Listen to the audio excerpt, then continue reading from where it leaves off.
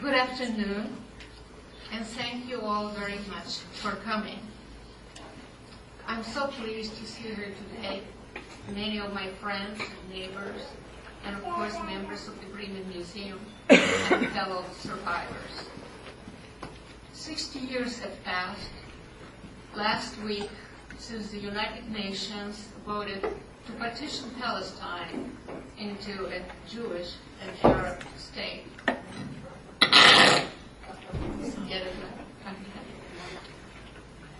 How different would my story and those of millions of others have been had there been that sliver of land, the Jewish state, in 1939. We would have crawled on our hands and knees to get there, and once there, we would have been allowed to stay. No one would have told us that there are too many Jews there already, that we don't need any more Jews. As so many of our desperate people heard over and over again as they knocked on the doors of many European countries and in the Americas as well. Someone recently asked me, how long did it take me to write this memoir? To tell you the truth, 63 years since the day of my liberation. No, I did not write it down then, but I knew that someday I will. As a little girl, I went with my mother before the high holidays, as is our custom, to the Jewish cemetery. My mother stroked my grandfather's tombstone, prayed and cried. She placed a pebble on his grave, and I also placed my tightly clutched pebble on my grandfather's grave. I love my Saidi very, very much. This memoir is the matzivah, the tombstone for my family, my friends, and for my little Jewish shtetl, Hordeka, which vanished from the face of the earth in a whirlwind of hate and destruction. The pebble turned into a stone. The pebble I had no place to put down. I recently read a book, The Lost, the 6 of the 6 million. The author writes that most of the people want to know, how did 6 million die? He went on a search to find out how they lived. In my memoir, I try to recreate the life of the shtetl before the catastrophe, a life rich in culture and tradition. In spite of difficult economic and political situation for the Jews in Poland, our people contributed much to our communities. They never lost hope for a better future, if not for them, then at least for their children. Even in the ghetto, my mother, who was a teacher, organized classes for me and my friends, which was strictly forbidden under the penalty of death. She still hoped that there will be a future for us, that scholarship matters. Even then. One by one, my little friends disappeared. What a silly euphemism. They were murdered, and all hope was brutally shattered. The great Russian poetess Anna Akhmatova wrote after visiting the mass grave at Babi Yar, I would like to call you all by name, but they have lost the list. I did not lose the list. It is branded on my heart with a searing iron. Whenever I enter a synagogue or see the number 6 million etched on memorials, something inside me wants to cry out. There are names and faces behind the number, people I knew and loved. So in my book, I told a little bit about them and about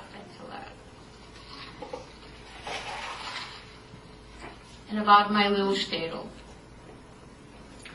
I was born in Zalishchiki, a little town at the Dniester River, bordering on Romania.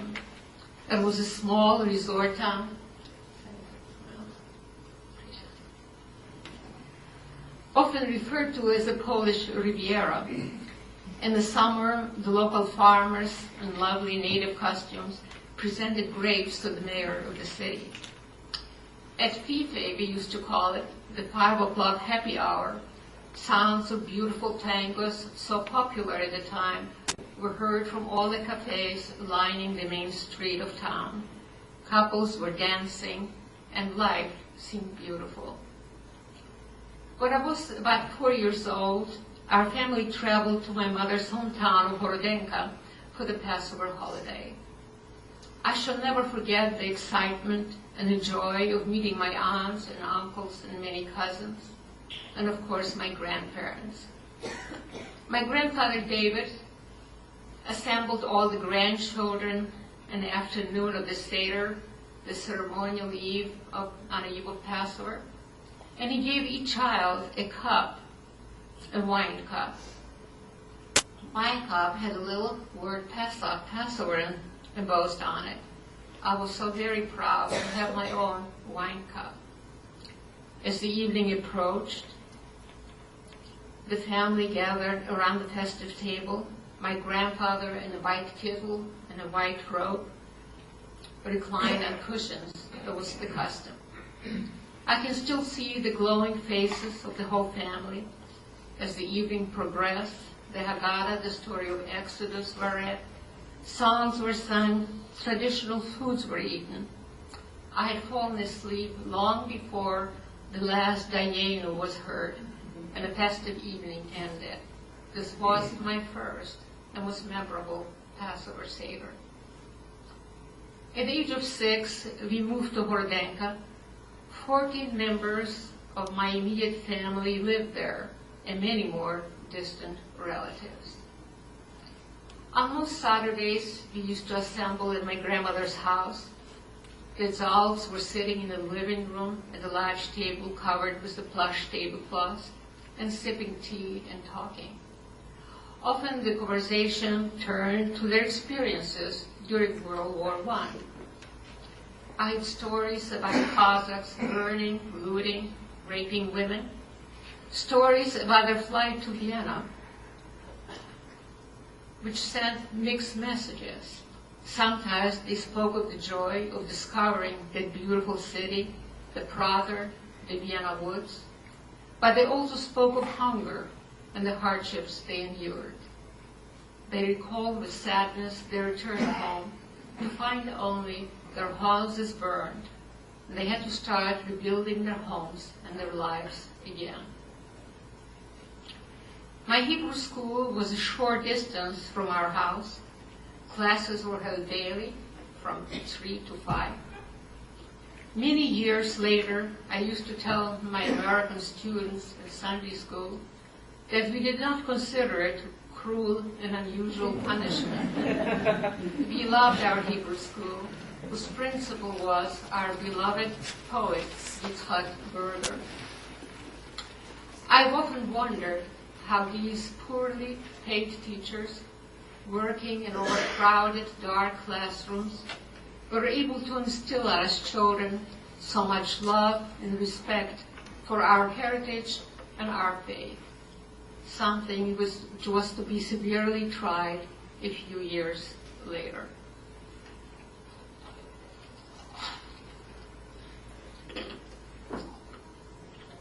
My father was a typical European man.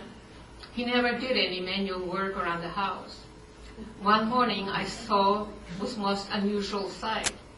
My father with a bucket of water and a brush trying to erase the graffiti from our house, from the wall of our house, prejudice, out with the Jews. He was not successful, no matter how hard he tried.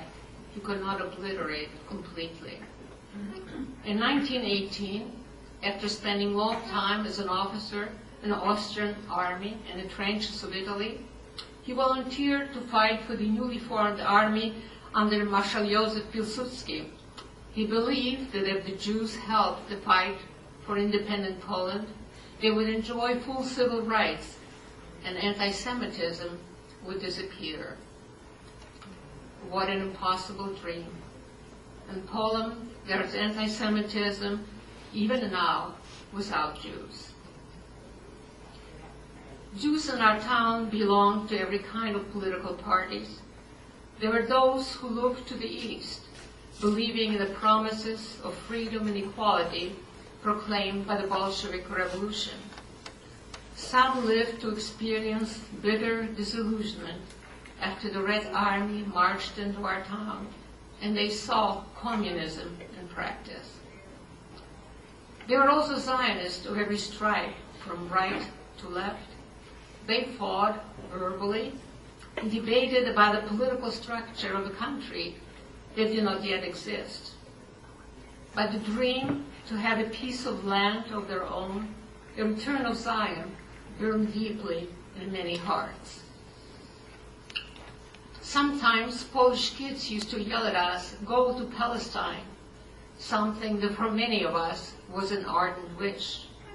In every Jewish home, in every Jewish house, there was a pushka, the little blue and white box to which Jews put a pew grosh in every Friday in support of the pioneers who were reclaiming our ancestral home.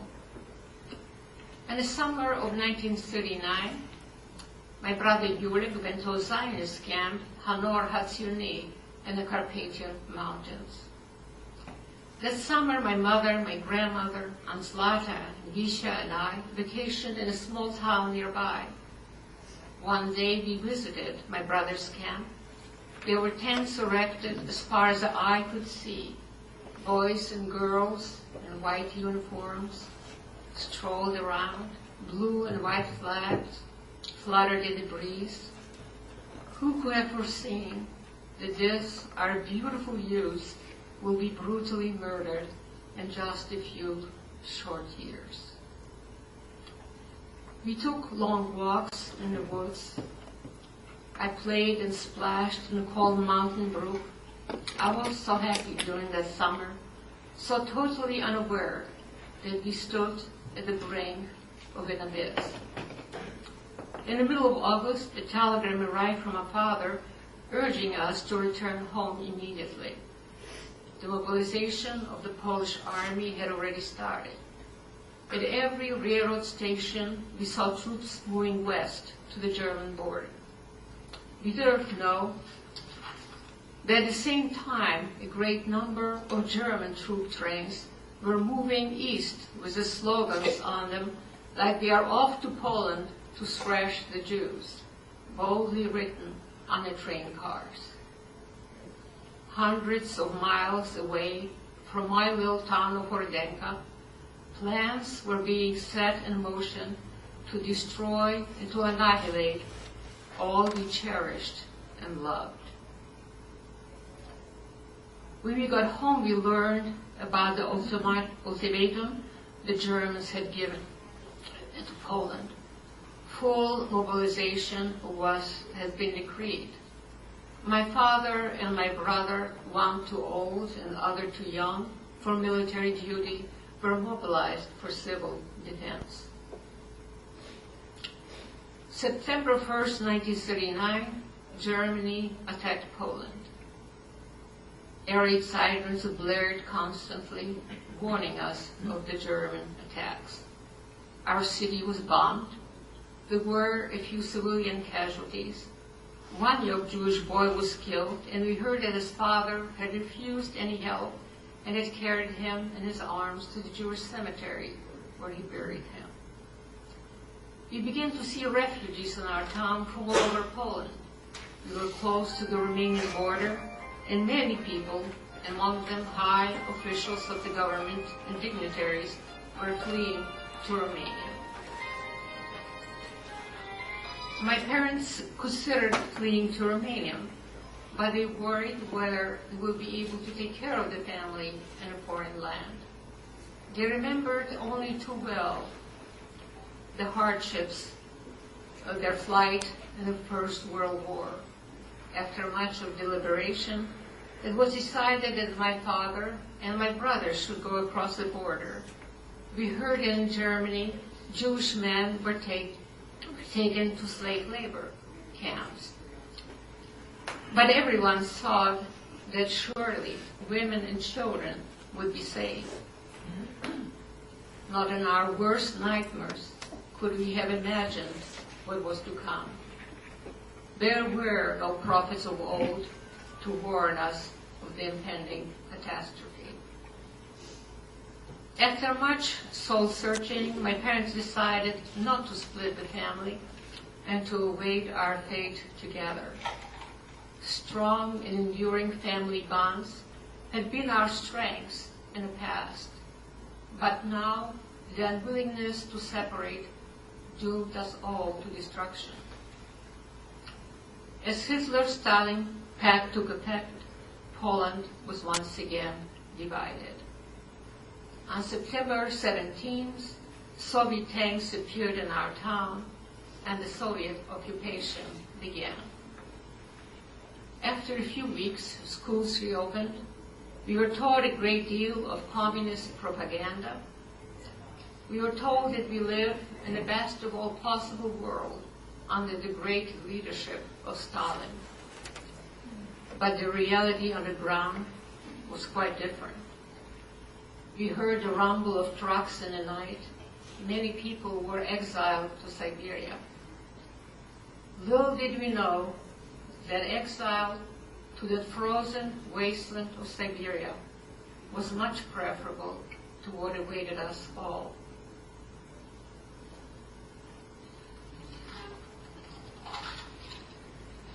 On June 22nd, 1941, Germany attacked the Soviet Union, and we were at war again.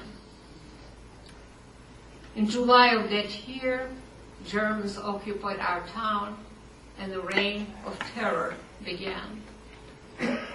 One of the first things they did was to erect 8 gallows, and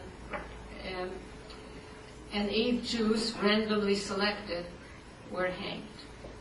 Then they proceeded to destroy and desecrate the main synagogue. They dragged the rabbi out of his house, beat him mercilessly, and demanded that he dance for them. They destroyed the ark, burned the Torah scrolls and prayer books. Day after day, new orders were issued, each punishable by death if not obeyed. For example, all Jewish men from the age of 14 to 60 must register for forced labor. All Jews must wear an armband, a white armband with a blue Star of David on it, on the right arm. Jewish children cannot go to school. All Jewish businesses and factories had to be handed to the Germans. Jewish doctors and lawyers were forbidden to practice their professions. All radios, gold, silver, furs must be turned over to the German authorities. My grandmother refused to part with the Sabbath candlesticks. In the dark of night, we buried them in the garden. The whole family was assembled, including the children, to make sure that if one of us survives, he will be able to retrieve them. My husband and I stood in that garden 9 years ago, but conditions in that region made it impossible to get the candlesticks. Perhaps someday my children or grandchildren will be able to retrieve them. Needless to say, if the Germans had their sight on your house or anything in it, it was simply his for the taking. The greatest government-sponsored robbery and thievery in history was taking place in broad daylight. My parents remember the terror of the Cossacks when they invaded their town in World War I. But they expected a more humane behavior from the Western, quote-unquote, civilized nation. They were steeped in German culture, literature, and music. They were stumped and totally unprepared for the viciousness and terror of the German occupation. On December 4, 1941, all Jews were ordered to assemble in front of Great Synagogue to be inoculated against typhus. As more and more people assembled, they were suddenly surrounded by the Gestapo, the Ukrainian police, and herded into the synagogue. They were kept there for 2 days, and then without food or water, and then driven away in trucks. My beautiful, tall, red-haired Aunt Mincha was taken away. My grandmother tried to console us all that we will try to find out where these people were taken. We will send my aunt food and warm clothing, and perhaps we could even buy her freedom. We went to sleep somewhat reassured, only to wake up the next day and find out about the catastrophe that befell our town. Half of the Jewish population, 2,500 men, women, and children, were driven by trucks to the nearby forest of Shemachovce, and there they were murdered. 2 more actions occurred in our town, and then our town was to become Judenfrei, free of Jews. Everyone had to leave within 24 hours. We assembled for the last time in my grandmother's house. The situation was desperate. Only my father had a permit which allowed him to remain in the town, but he could not keep my mother, my brother, or me with him. We were all very concerned about my grandmother. Though a pillar of strength throughout all the days of terror, she was physically weak and ill, and would not survive the trip to the next ghetto. The family decided to spare her further suffering and to put her to sleep with a lethal injection. My uncle Jacob was a chemist, and the family decided that while she was taking her afternoon nap, he would try to give her the injection. The children would then bury her with honor and recite the traditional mourner's prayer, the Kaddish. All the remaining family members sat in the living room. As my uncle entered the bedroom, we all sat motionless. Tears were running down our faces. A few minutes later, the door opened, and my uncle came in sobbing. He apologized to us that he could not do it. Even his great love for his mother could not turn him into a mercy killer.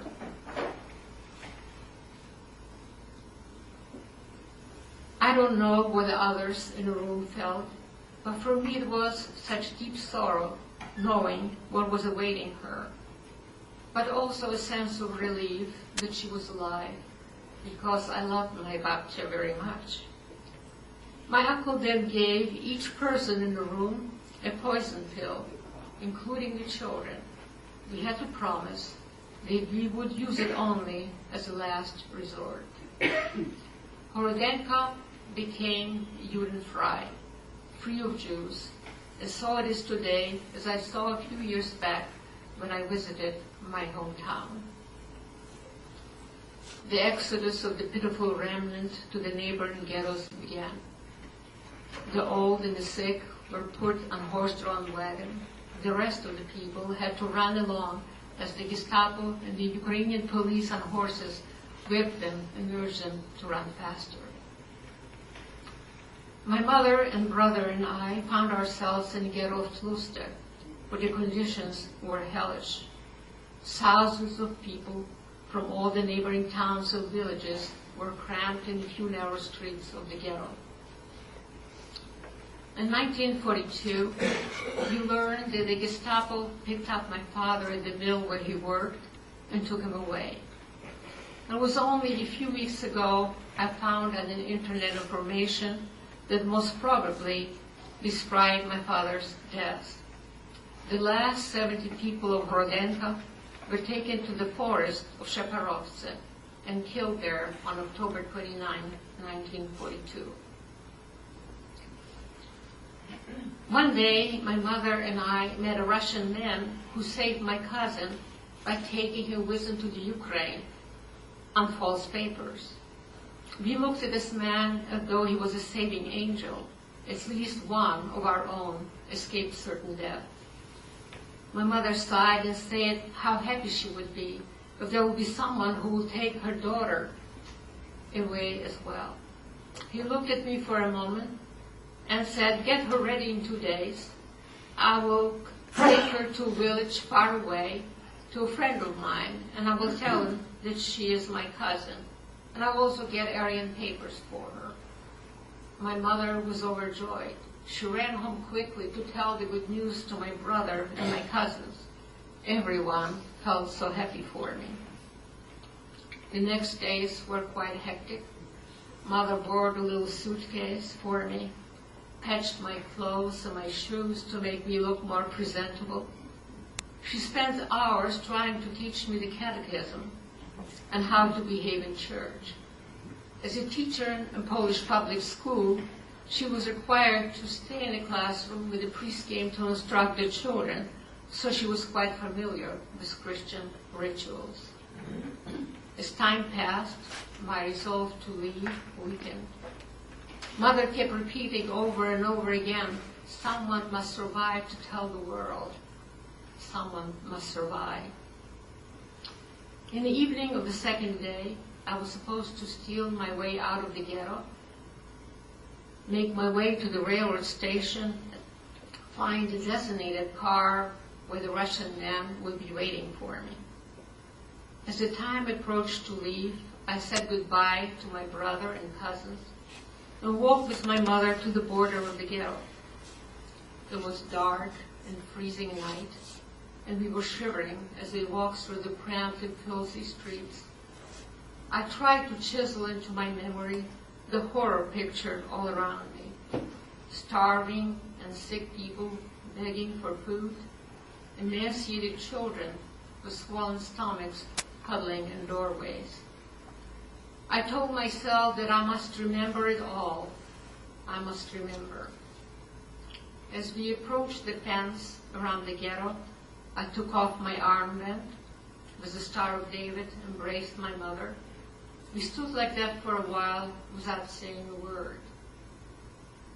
It became very clear to me this would be the final goodbye, that I will never see her or my brother again. I imagined that no Jews would survive the war, that I would be forced to live among people who have not actively participated in our destruction, certainly stood idly by.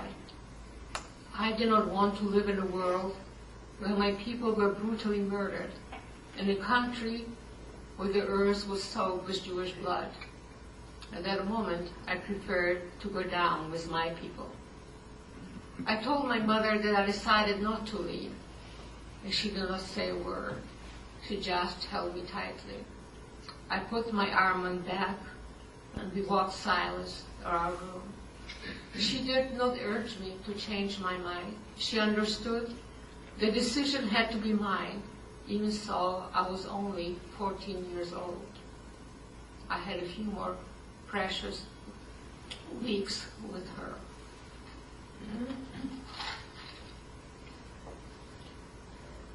Winter of 1942 took a terrible toll from starvation and typhus.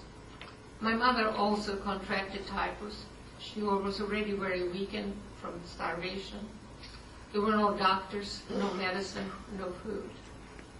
I also became very ill and lay down next to her in bed. As the news reached us that the Ukrainian police and the Gestapo entered the ghetto, my mother became very agitated. Her poor heart gave up. She was only 39 years old.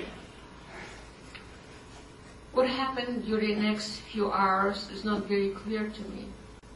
I was shivering from high fever and was delirious most of the time. I recalled later that my brother knelt next to my bed and told me that our mother had died. I tried to look down where my mother lay on the floor covered with a white sheet, but it was difficult for me to turn my head and to focus my eyes.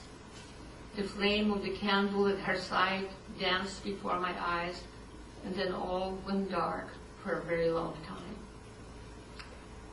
Weeks later, my brother told me the details of that horrible night.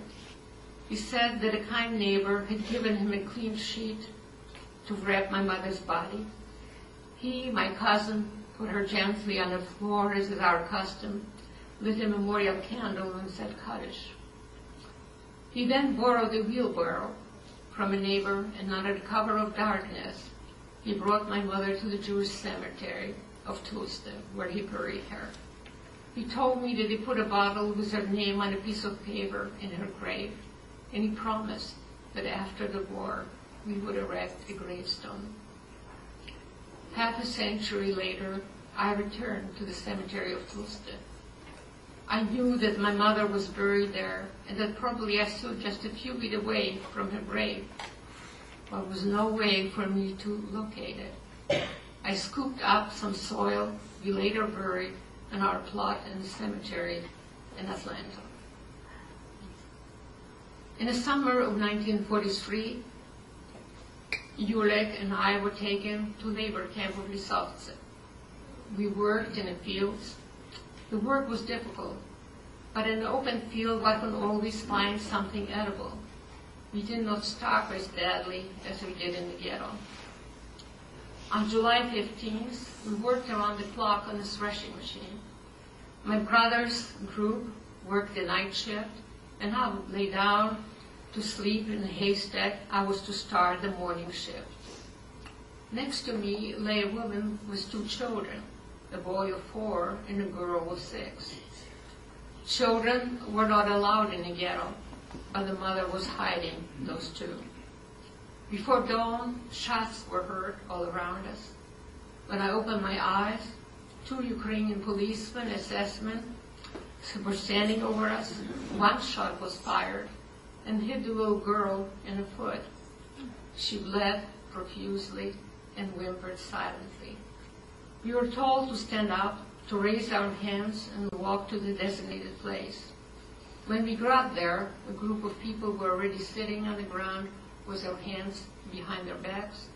Men were ordered to dig graves, and the shooting continued.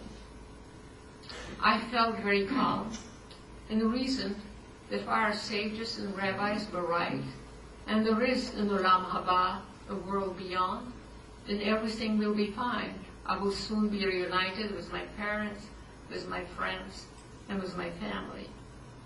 But if there was only this world of horror, then to be finished it with all the suffering, humiliation, constant fear, and hunger would also be a relief. I only hope that they shoot straight and it won't hurt too much. We said goodbye to each other, and nobody cried, no one pleaded for his life. Suddenly, the German camp commander appeared, riding on a horse. We heard him scream at the Gestapo that he needed us to complete a harvest, that they can come after the harvest and kill us. The shooting stopped.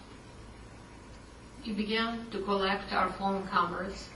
17 young boys and girls were murdered that day, and among them was my brother Julek, not quite 18 years old. Dark and desperate days followed. Only the news of the Warsaw Uprising and the German defeat in Stalingrad made us want to survive one other day in hopes of seeing that brutal regime destroyed. On March 27, 1944, quite suddenly, Soviet troops appeared in our town of Tosia and liberated our camp. People hugged and cried. We could not believe that we were finally free. But with that first rush of freedom also came the realization, the sobering realization, that we are merely a pitiful remnant of the families and of our communities. I am the only survivor of my mother's family of 14 in Horodenka. On my father's side, one cousin survived in Zalishchiki. Half an hour after the liberation, and before we could take one deep breath of free air, German Stuka planes flew over our camp and threw incendiary bombs. The barracks burned fiercely. Many died in the fire. Many were machine gunned, and they tried to run away from the burning barracks. Wounded and mourning people were everywhere. Among the severely wounded was a young girl we called our Nightingale. I tried to comfort her and told her that we'll take her to the Russian field hospital and try to get help for her. But all she said, "Hold my hand a little longer. For me, it is too late." And indeed, her beautiful voice was stilled forever. After a long and roundabout odyssey, I eventually found my way to the American zone of occupied Germany, and from there, on March 29, 1949, I left on our S-Marine Fletcher for the United States. As we entered the harbor of New York, many people stood at the railing, straining to see the Statue of Liberty. For us, she was indeed a beacon of freedom and a promise of life. 9 years ago, I visited Hordenka and stood at the mass grave in Shemakovce. I lit a candle. My husband recited the Kaddish, Yitgadal v'yitkadash me'rabah, that the glory of God be extolled. I could not bring myself to extol God's name at this location. All I could do is weep. The Hor Ish Yashem proclaims the popular Hebrew song, "Every human being has a name." But the Nazis robbed you of your names. You lie nameless in mass graves. Nameless but not forgotten. You will live forever in our hearts. Thank you very much. Thank you all for coming.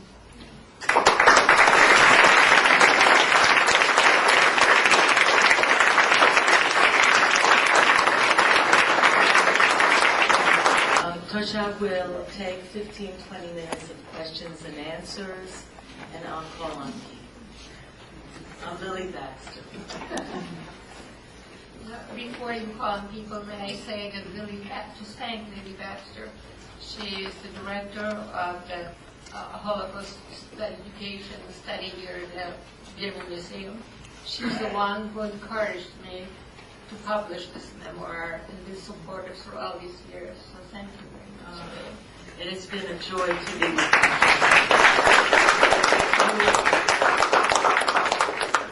It's been a privilege and an honor.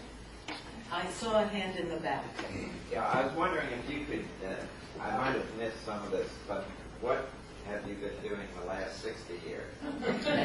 What have you been doing the last 60 years? Raising one who's sitting over there and two others who are far away, and 5 grandchildren. And I was teaching Hebrew here in Atlanta at the temple for 20 years, and before that in Morristown, New Jersey.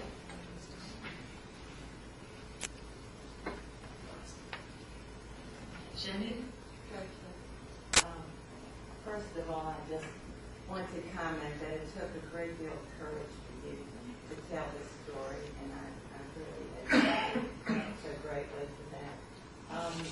You and I recently met and had this connection that you lived in Firth, Germany, where my family was from, and I would like to know a little bit, and I think it would be of interest to this audience, what it was like living in Germany after the war.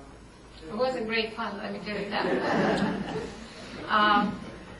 Trying to get out of under the from the Soviet occupation, made our way to Poland and eventually to Germany.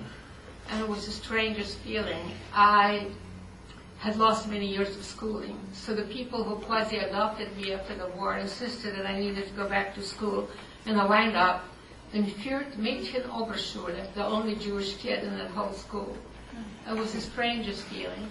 I got desperate to try to catch up because I've lost all these years of education. but there was absolutely no communication with my fellow students. They did invite me, say, to their musical evenings sometimes, which I always refused. And I wondered how these Germans, who adored music so much, and played Beethoven's Ninth, Alle Menschen werden Brüder, all men will be brothers, and they at the same time would have to kill and murder in name. I could not, in German, I saw who was of age, of military age. I always wondered, would you be the one who pulled the trigger on my brother? All refugees who were in Germany, as my husband was there as well, were simply trying to wait the time to be able to get out. United States, Canada, Australia, Palestine. Of course, it was very difficult to get to Palestine because the state was yet not independent, Israel. But nobody wanted to remain in Germany. It was the most unpleasant feeling just to hear the language. And I remember someone asked me, well, if you hear German, don't you think of Goethe and Schiller and all that? I said, yes, I was in school, I studied Goethe and Schiller, but you know what I hear the language? I hear Juden raus, Jews out. To me, that language, that whole culture, just simply was unacceptable anymore.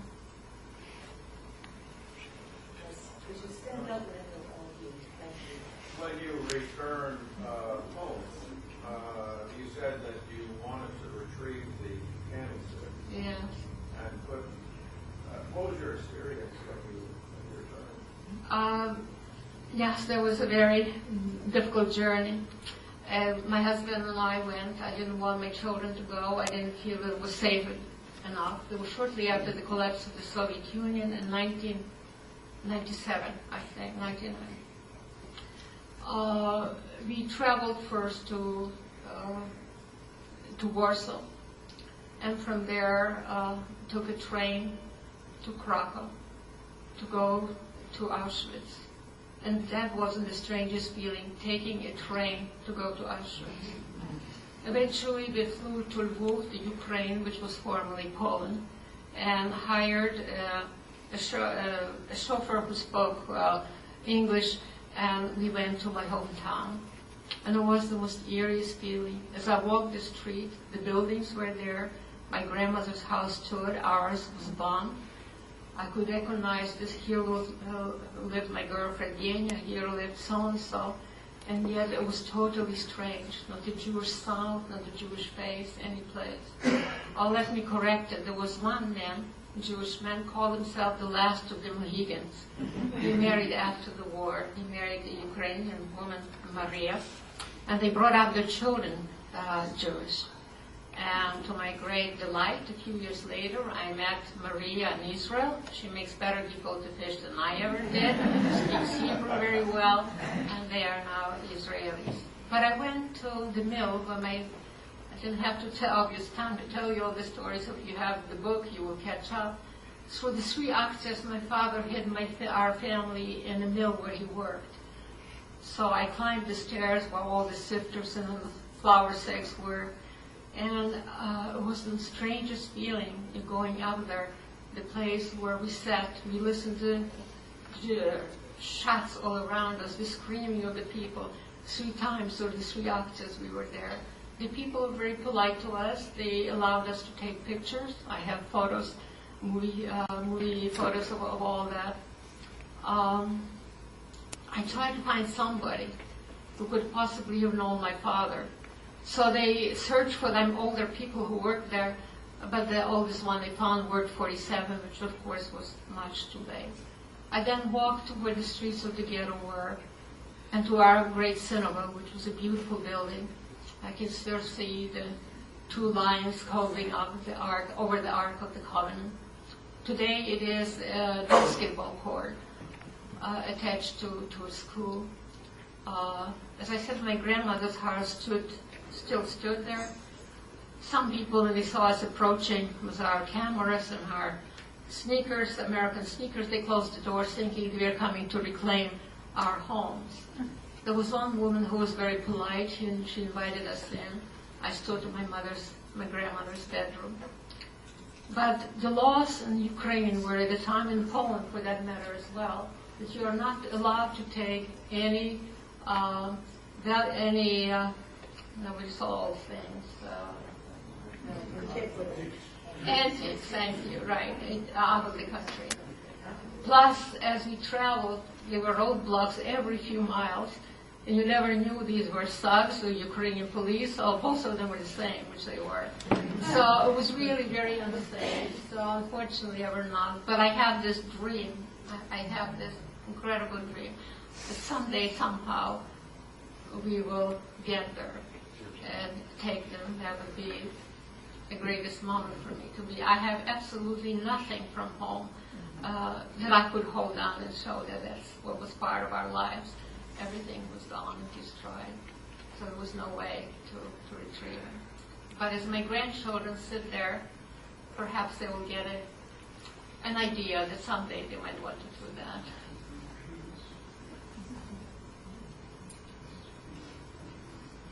Yes? Thank you, Tosia. Tosia, what is your advice to a Jew here today who is confronted with an anti-Semitic remark? Just not take it lying down. Well, could you elaborate? I mean, if there's somebody who you can debate with, you ask them, where do you come making this statement? What are they based on? Okay? If there's simply some, some jerk on the corner, you don't discuss it. Unfortunately, that's still a lot around. You don't discuss it, you mean you just... No, you don't walk away. You just tell them what you think of them. Absolutely. Walking away never helped us. And as you so very well stated, Jews with guns are a little safer than Jews without. Many times when I recall back of my mother trying so desperately to teach us just regular lessons as children, I wondered if she would not have been better off teaching us how to make a Molotov cocktail. But she didn't, and today I'm grateful that she didn't, because she taught me much more. She taught me how important it was to hold on to our traditions, to our way of life, to cherish that, yes. That's my neighbor. That's right. We are from the same farm. Absolutely. And in our city, there was a well-known artist, Bruno Schulz. I don't know if anybody heard about Bruno Schulz. And Bruno Schulz has taken some frescoes in one of the statues home, where are for his children. Bruno Schulz was shot on our street because two Gestapo men were fighting. So perhaps somebody they shot Bruno Schulz, so that the other will be upset. Israel has taken out all the frescoes from the house in Drogovic. Even that they said it belonged to Ukraine. And Israel said, you did it, you did not help him, he did not survive, we are taking. And there are now in Israel the frescoes of Bruno Schulz.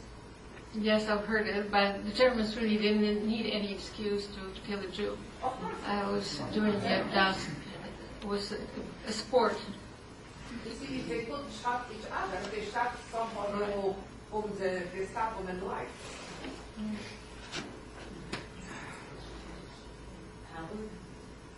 Tosia, you had some beautiful pictures of your mother, father, and brother in the book. Thank you. Can you describe how you got those out and what other pictures you have? Okay. This is all I have. I had no pictures. I had absolutely nothing from home after the war.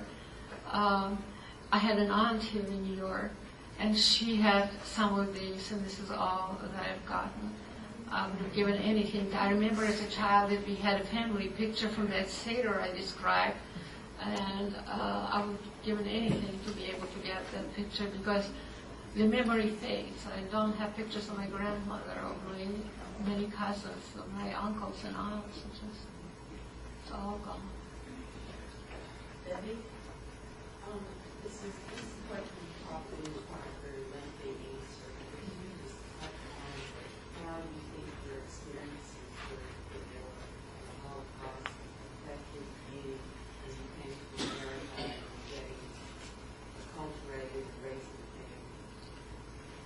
Well, it was a culture shock, to be sure. Let me tell you, my first day in America. I had a cousin, actually a cousin of my mother's in Peekskill, New York, who invited me to come to this country as a domestic. I have papers as a domestic. She was a very kind, very wonderful and warm woman. And the first morning, I come down for breakfast, the incredible American breakfast with bananas, cereals, and so forth. And the music, the radio is going full speed. Now, after 3 years in Germany of studying English, and after meeting my husband, who was my first English teacher, I saw that my English was pretty darn good. But I was getting very upset, and I kept asking my cousin, what's going on? The first day here, and all I hear on the radio is Jews, Jews. What do you want from the Jews? And she started laughing and crying. She said, it's advertising for orange Jews. I still had to learn a lot about Yankee English. But life took its course. I was married a year later. Our babies came shortly after, so simply life took over. And that was the first time that I was able to think of the future. I never before could think of the day after. But after my children came, I knew next year they would be a year old, they'd be going to school and so forth, so life began having a meaning again, having a future again. It took me a while to realize that I don't have to be afraid of everybody in a police uniform. I even went to court and won a traffic ticket for the car. I thought that was realistic. It took a long time. As far as talking about the Shoah, I think I mentioned it, I don't know if any of you have read the article in the Jewish Times that Susie interviewed me. I worked for the temple for 20 years. No one ever asked me to speak about the Holocaust. No one. Well, one rabbi, I'm sorry, Rabbi Wasserman. Rabbi Wasserman so requested to speak about the Holocaust. And as I said, I didn't volunteer. But it was not a subject for discussion for many years after we came here. When we first came, everybody wanted to tell their story. And my cousin, whom I loved dearly, who was wonderful to me, the best thing she said is, forget the past and start a new life. That's all they told us, forget the past, don't talk about it. And so we didn't. For many years, we didn't. It wasn't until the Eichmann trial that people started discussing what was happening.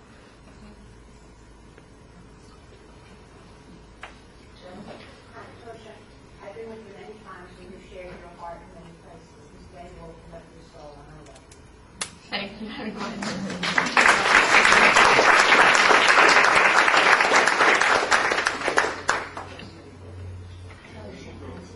Thank you for a beautiful sentence. You know that when I met my late husband in 1981, ever since then, I've been trying to find what happened to his family. He was a sole survivor. And now I hear they opened, I have in the Red Cross, The Arlington Archives. that they have opened, found more records. Have you any advice, or either one of you, how to go about finding out what has happened to my in-laws, my sister-in-law, these people I only know from stories you told me about? In the past year, the archives from Arlington, where all these millions upon millions of documents were kept, the Germans are very good keeping documents, were open to the public, not really to the public yet, but the Yad Vashem and the Holocaust Museum in Washington has it now in their computer room. When will we be able to access it? There is going on this year on May 4th, which is our Yom HaShoah commemoration in Atlanta. That afternoon here at the Bremen at 3 o'clock, it may be 2, but I believe it'll be at 3, there'll be a presentation from the U.S. Holocaust Memorial Museum on how to access what's called the International Tracing Service files. There are two places. in the United States, there's one place at the U.S. Holocaust Memorial Museum. In Israel, there's at the Yad Vashem, and then you can go to Germany to the Bad Arolsen files. But everything is being digitized and put on the internet, so that if you come here, May 4th, you will get a full presentation on how to do it through the U.S. Holocaust Memorial. So come here, don't bother to go to Germany, okay? See, you have that? Yeah. Last week I was at an event at Emory University where a gentleman got up and told his story, and they showed the picture of his entire family from Rwanda. That was also, he was the only survivor. He's obviously a relatively young man. And I was wondering, have there been any events where people who have survived these various Holocausts from different cultures have gotten together and shared those? Yes, indeed. Here at this museum, maybe you can tell them there was a rally here for Rwanda and for Darfur. Could you tell them what happened here? Because that was the Yeah. Unfortunately, this is going to be the third year that we're going to be holding a rally to stop the genocide in Darfur. It will be at Central Congregational Church. Which is downtown by the Capitol. It will, yes, and Tosia Schneider will be the survivor who will speak. It is going to be held on January 27th, which you know is the International UN Holocaust Memorial Day. And because here in Atlanta, the first Sunday after Passover is our Holocaust Memorial Day, we didn't need a second one, but we were very aware that we needed to bring attention and our own dedication to stopping what was happening in Darfur. So for the first 2 years, the rallies were held here. And by the second year, you know, it was so overflow from the Sylvia Bremen auditorium. We had this room filled, another room filled. We now had to go to a larger venue.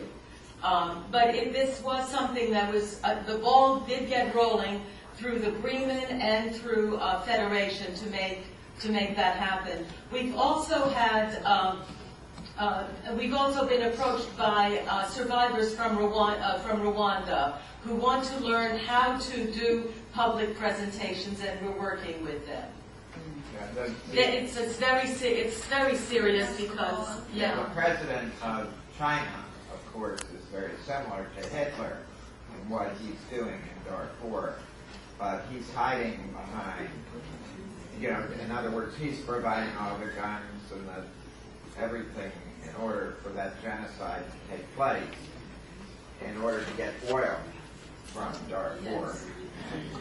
Yes. There should be a picture of President Hu and President and Hitler next to each other, and people walking around CNN. Okay. Well, thank you. Thank you. That's very important. We will close with a question from Connor. I was going to say that Yad Vashem has had some events bringing Rwanda genocide survivors to Yad Vashem to talk with Shoah survivors. And it was very touching description of a man, a Shoah survivor in his 90s, who took a young woman who had lost her entire family in Rwanda under his wing and lost her children. And he said to the reporter, she's so young and she's got her whole life ahead of her, and I have so much that I can teach her about what she's going to be going through.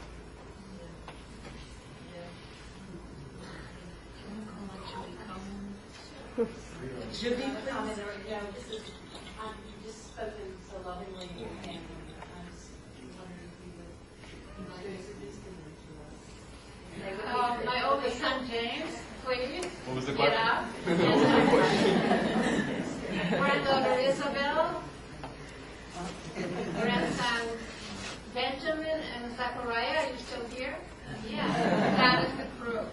And and 2 more are on West Coast in Seattle.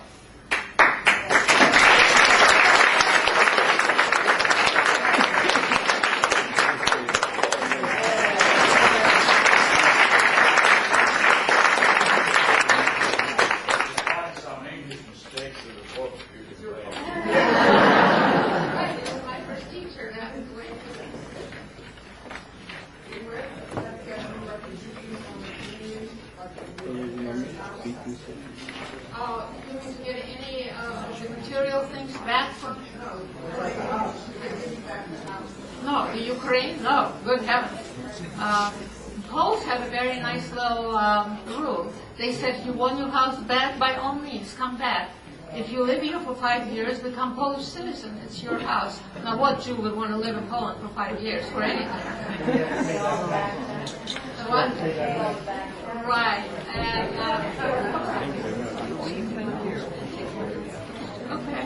Okay, we'll take one last question. And this is, okay. Well,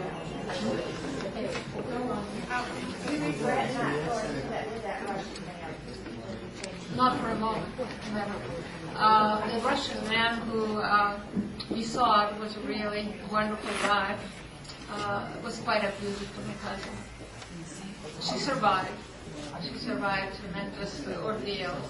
But no, I wouldn't, even without that, I did just the notion of leaving my mother and my brother for what? It just didn't make any sense to me then. Still nothing, no, I would not have wanted to. In Israel, so you have in Israel, you have raised a beautiful family there.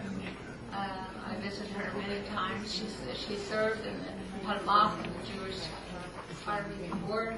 She served in all the wars, as did her husband. She native to Israel. thank you so much for coming. Thank you so much.